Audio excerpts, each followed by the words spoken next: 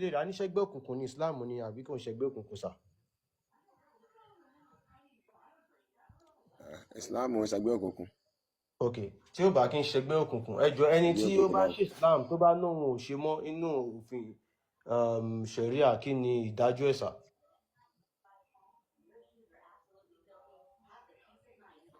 Tó bá lóun ṣe mọ́ kò ṣe mọ́ nìyẹn, ṣùgbọ́n tó bá lóun fẹ́ máa da àárín wa rú, tó bá fẹ́ máa da àárín wa rú ìdájọ́ Islam. nígbà irú sẹ́gbẹ́ òkùnkùn ní Islam tó fi fẹ́ máa tó bá lóun ṣe Islam mọ́ kò ṣe mọ́ kó má bá tiẹ̀ lọ, àmọ́ kó má lóun ṣe mọ́ wá fẹ́ máa parọ́ mọ́ wa kó má máa da àárín wa rú ní ṣẹ̀ríà Islam. Ìdájọ́ rẹ̀ ni pé ó jẹ̀bi. kílẹ̀ rí àfa. Ẹ̀rí náà ni because ẹ mọ̀ pé bí ìsà ìmọ̀ ọ̀mọ̀dọ́ wa ń bì a máa ń sọ̀rọ̀ pẹ̀lẹ́ ẹ̀rí ni nǹkan sẹ́ sọ́nsìn ní pé ẹni tó bá lóun ò ṣe mọ́ kó máa lọ, tó bá lóun ò ṣe mọ́ bọ̀ tó bá fẹ́ máa dàárín irú kan pa ẹ jọ̀ọ́ kí ni ẹ̀rí ẹ̀ sà? Mufaraqatul jama'a ni nínú wa nínú ọ̀rọ̀ tí Ànábì sallallahu alaihi wa sallam sọ àní ìṣe. Ẹ fún wa lẹ́rìí ibo ló wà máa gbé jáde fún yín gbogbo nǹkan là níbí, ṣé hadith ni, ṣé sirat ni, ṣé tafsir ni, ṣé Quran ni? ṣe mùsùlùmù tẹ́lẹ̀ tó wá lóun ò ṣe mọ́ ẹ̀fún lọ́rùn pa. Imam wọn lè lẹ́ lóko pa. ó yá ẹ dá wa lóhùn, ẹ fún wa ní ẹ̀rí yẹn sà, ibo ló wà sà? sẹ́gbẹ́ òkùnkùn ni. Imam ṣe gbọ́ wa ní ìdàpẹ́ tí ń fi wá wò nǹkan mi o. Imam mo ń gbọ́ yín sọ̀rọ̀ sókè. a sọ wípé ẹ fún wa lè rí nǹkan tẹ́ ẹ sọ yẹn sẹ́. Ẹgbẹ́ òkùnkùn náà tí mo sọ bí gan pa yẹn. Bẹ́ẹ̀ ni ẹgbẹ́ láti béèrè pé sẹ́gbẹ́ òkùnkùn ni. so Islam náà dẹ̀ ní téèyàn bá ń ṣe tó bá náà ò ṣe mọ́ nǹkan tí àmì táàrí kò lè nǹkan tí Muhammadu sọ ní kí lè jàmáà táàrí kò lè dé ní. ní kẹ́ ká lárúbáwá fún wa sà, ẹ fún wa lè rí yẹn ká gbé jáde, ẹ wo ìtawà Quran hadisi tafsir. ibo ló wà ká gbé jáde báwa ṣe ń ṣe ń bí nìyẹn sà. Inú hadith Ànábì ni. Ẹ sọ hadith wo yẹ sọ fún wa, a máa gbé jáde. verse ẹ sọ fún wa sà. page number. Buhari ni sísọ ms ìkan náà wà bẹ́ẹ̀ lóòótọ́ tó ní tó bá fi máa sẹ́ndì ẹ̀sùn. wọ́n wá ń sọ̀rọ̀ nípa Islam oníkọ̀pá ṣe gẹ̀ẹ́tì yẹn náà wà. ìmáàmù náà máa sẹ́ndẹ̀ sí ms lọ́dí ní whatsapp máàmù ni. irọ́ èmi kan náà ń bá wí bí àwọn tọ́jọ wà ń bẹ̀ whatsapp mi wí síbò. ẹ̀kọ́ lè mọ̀ mi gbogbo ẹ̀ lámọ̀. ó dà pé mọ́mù ìyá kan wà lókè Mr. Raji Ọlárẹ̀wájú. ó dà pé mọ́mù ti fẹ́ kánlẹ̀ ẹ̀yìn èèyàn wa. wọ́n sọ̀rọ̀ bẹ́ẹ̀ kẹ́ tètè gbé jáde. Mr. Ọlárẹ̀wájú ẹ̀ lè ṣe mẹ́kì gbogbo tí mọ́mù bá hadith náà sọ hadith náà fẹ́ mú wá ṣé kí n bá wọn sọ kó lè yá sí. Mr. Malik èmi náà máa dì sí ìwé sọ pé ó wà lóòótọ́ àmọ́ ẹni tó bá fi Islam lẹ̀ wọ́n ní kó pa ẹni tó bá bú èsì Islam náà wọ́n ní kó pa. ẹni tó bá bú Muhammadu kan pa. wọ́n máa dì sí kan náà Mr. Malik ẹ̀ máa rántí tí Allah sọ fún wọn pé tó bá fi Islam lẹ̀ tó bá wá ń sọ̀rọ̀ nípa oníkọ̀pá ìyẹn wà bọ́ èdè tó tún fi Islam lẹ̀ tó kàn lóhun ò ṣe mọ́. Akin mo sọ ìmáàmù ti kálẹ̀ o. ìmáàmù ti kálẹ̀. kẹ̀kẹ́ mọ́ bàbá lè fẹ́ ọmọ yẹn ó ti bàjẹ́ lórí wọn náà. ẹ̀yin èèyàn wa àwọn ọmọọmọ yín nìyẹn o ṣe rí wọn yìí kálẹ̀.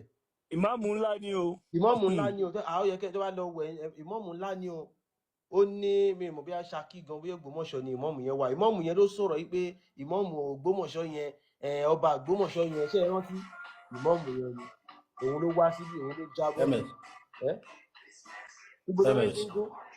mọ́mù tó ń sọ ìmọ̀ọ́mù yẹn ló sọ pé ọba lásán lásán ọba Ògbómọ̀ṣọ́ ẹni tẹ́ bá ti wo fídíò yẹn ẹni yẹn ló wá bí ń sìn ló lọ.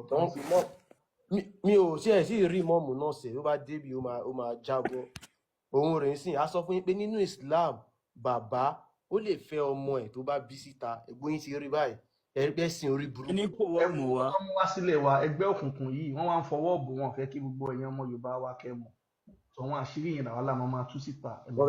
olówó èkó ẹ jẹ́ kí n fi kún olówó èkó ẹ jẹ́ kí n sáré fi kún ọ̀rọ̀ bàbá lè fẹ́ ọmọ àbí nǹkan kan yẹn tó ṣẹ́ ní nínú Islam generally gbogbo nǹkan gbogbo ìṣepọ̀ tó bá máa ń wà láàrin bàbá àtọmọ tán fi ń jẹ́ bàbá àtọmọ ni ò ní sí lára ẹni tí ọkùnrin àtòbí ọmọ tó bá jáde láti bí ìgbéyàwó tí ì ṣe tọ̀nà ṣẹ̀ríà gbogbo nǹkan kì í ṣe ti fífẹ́ nìkan ṣe understand so irú ogún gan náà tẹ́ bá lọ sínú Sunan bá Tirmidhi kú gan wọn ò lè pín ogún fún.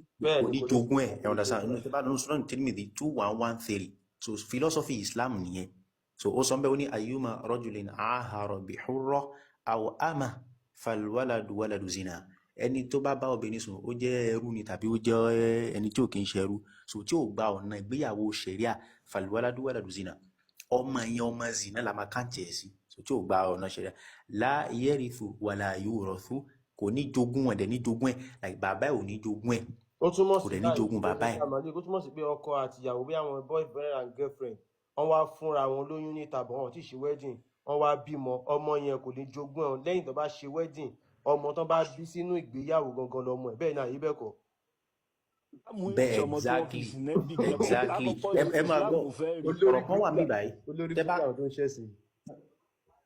tẹ́ bá ka Sunan Tirmidhi ìwálẹ̀ díẹ̀ sí ọ̀rọ̀ kan wà bẹ́ẹ̀ ó ní waqad rawa ghayru ibn Lahi'a hadha al-hadith ẹlòmíì tó tún yàtọ̀ sí ọkùnrin tó gba hadith wa ó tún gbà mí wá an Amr ibn Shu'ayb látọ̀dọ̀ Amr ibn Shu'ayb wal 'amalu 'inda ahli al-'ilmi ọ̀rọ̀ tí àwọn onímímọ̀ tí wọ́n ń lò nínú àwọn hadith yẹn bọ́n ṣe gbà wá tí ó pọ̀ èyí tí wọ́n ń lò nínú ẹ̀ tó fẹsẹ̀ múlẹ̀ anna walada zina pé ọmọ tá a bá bí láti bí ìgbéyàwó tí èé ṣe ọ̀nà ṣẹ̀ríà la yarithu min abihi kò lè jogún bàbá rẹ̀ torí pé kì í ṣe ọmọ ẹ̀ kì í dẹ̀ ṣe bàbá ẹ̀ according to ṣẹ̀ríà. ó tún lè fẹ́ ó tún lè máa bá a sùn àwọn ní òfò ẹ̀sìn òfò.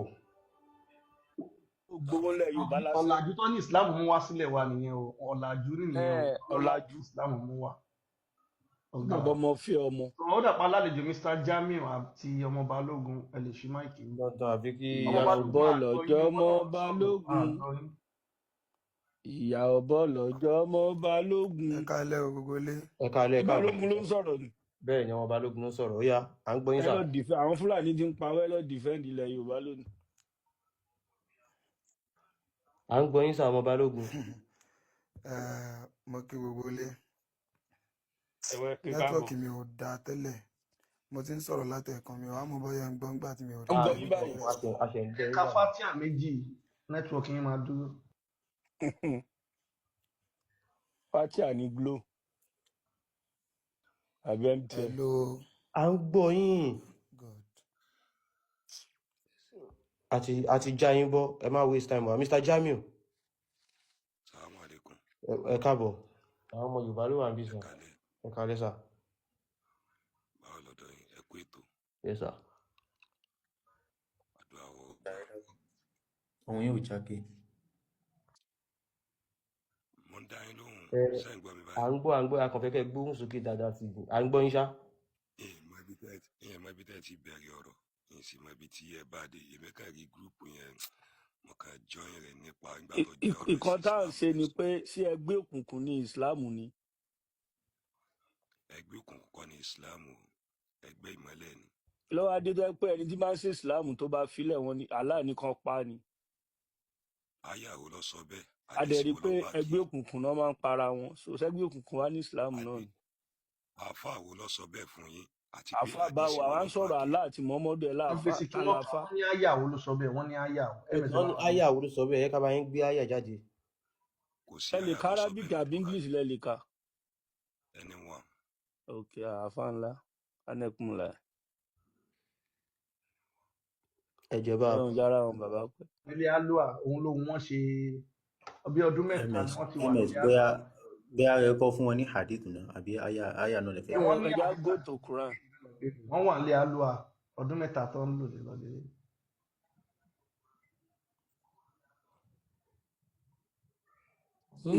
ọlọ́pàá mẹ́ta tó wọlé alua wèrè fẹ́ kú ni. kí ló ń kẹ́ni ọlọ́pàá mẹ́ta wà lẹ́. wàrà kí àlá mi wàrà kí àlá ọmọ ọlọ́tí rẹ̀ mọ́lẹ́ kọ̀ jẹun. wọ́n nà wọ́n òun dì mọ́ Muhammadu dì mọ́ òun. àwọn olórí burúkú ọpọlọ ẹ ti lọ. ẹ bá wa káyà ní ìpọ̀tọ́ lẹ́nu ní ọmọkọ́mọ. ẹni tó yẹ kó wà níbi tó ti máa jáṣẹ́ mọ́ra kó máa ṣiṣẹ́ kó máa mú shift lọ́sùn lọ́sì ọ́fẹ́sì ìgbàlódé. ẹ lè ka wọ́n ti gbé àkúrà yẹn sí. nípa Jamiu ẹ ká yàjà rẹ̀ àfọ Jamiu. sẹ́yìn gbọ́ mi. ẹ kà síta à ń gbọ́ yín sà.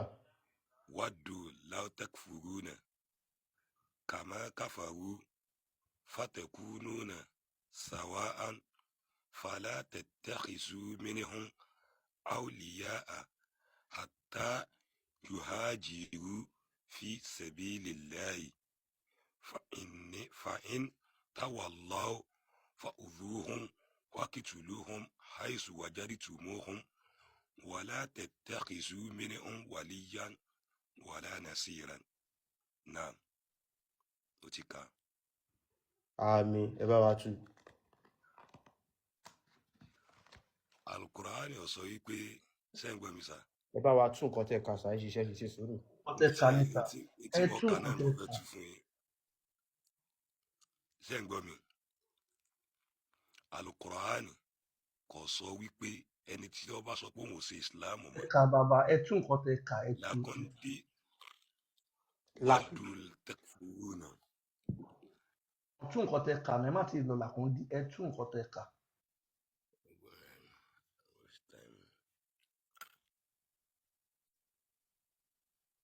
Fájàmí ò ti já.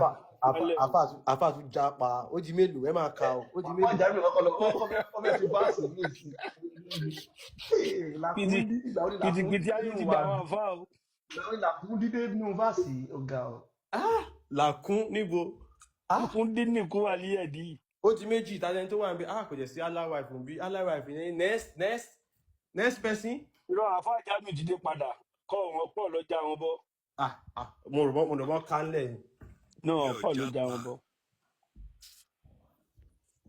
ó yára à ń gbọ́. bẹ́ẹ̀ ṣe ká lárábìkì ọ̀yẹ́ kẹ́ tú ní yorùbá ni kó lè bá a yé àwọn ọmọ yorùbá. kí ló ń ṣe nẹ́tíwọ̀kì àfáàjámì rẹ̀. guest went offline lèmi rí bí ìṣá. guest wọ́n pọ̀ wọn ni. so ọ̀gá Mr. Adéògùn yìí náà wọ́n wà Adéògùn wọ́n wà ìwé ẹ̀yà kírun kò kára lù wàlá. wàá dúró ni wọ́n sọ di wọ́n sáré ń yí ẹja gbẹ̀rún dúró ẹjọ́. kò kára lù wàlá kámákámá. abọ́rúbọ yìí o. gbogbo àtọ o àsúrè wòlíwò fún. bí mo ṣe wáyé àti ilé mùsùlùmí ni mo ti jáde ṣùgbọ́n mo máa ń wo prógámù yìí kan mo wá sí ní mo máa join live fún yín níjọ́ kan. ẹ̀sìn ṣe ìsìlámù àbẹ̀dí kúrò mẹ́. ìgbà tí mo gbọ́ àwọn kìnìún mo ti kúrò bẹ́ẹ̀ o. ìgbàdé wa kúrò bẹ́ẹ̀ ṣe nǹkan kan ṣe yín. kò sí nǹkan tó ṣe mí o. torí Jamiu gan ni àti. Jamiu lọ fún yín. ní orúkọ tó sọ mí Jamiu ni. ẹ máa ń jà ẹ máa ń báyọ̀ jà abẹ́ ẹ ti calm báyìí. mi ò kí n báyọ̀ jà. wọ́n ti jẹ́ sọ̀la. nítorí Jamiu máa ń jà kiri ni o. mo ti change ẹ̀ sí Ìṣọ̀lá. Ìṣọ̀lá torí wọ́n sọ mí ní Ìṣọ̀lá náà ní ìjọ tí wọ́n bí mi. Ìṣọ̀lá gangan lórúkọ yìí ẹ ṣe gan. kò lè pẹ́ so mọ́kàn sáré ka àwọn àyà mi. Ìṣọ̀lá ni ìjọba yìí. so Mr. Jamiu Mr. Ìṣọ̀lá ẹ bá wà ń sàlẹ̀ a fẹ́ kírun báyìí lédè Yorùbá. àwọn fẹ́ mọ ìtumọ̀ Jamiu yìí. Mr. Malik wọ́n ní kí n túmọ̀ Jamiu ẹ tiẹ̀ lọ yọ kò nítumọ̀. alákòójọ ẹni tó ń kó nǹkan jọ. bí kẹ máa ọlọ́mọ yìí kí wọ́n kó wèrè jọ wọ́n ní ẹni tó ń kó nǹkan jọ. wọ́n àfọwọ́bá wa sọ wọ́n ní ẹni tí ń pọ̀rọ̀ jọ níbo náà kọ́ sí pọ̀rọ̀ ni wọ́n kọ̀ lẹ́ni tí ń kó nǹkan jọ. ẹni tó ń kó wèrè jọ. ẹni tó ń kó nǹkan jọ. ẹni tó ń kó wèrè jọ. ẹ lè kóyàwó jọ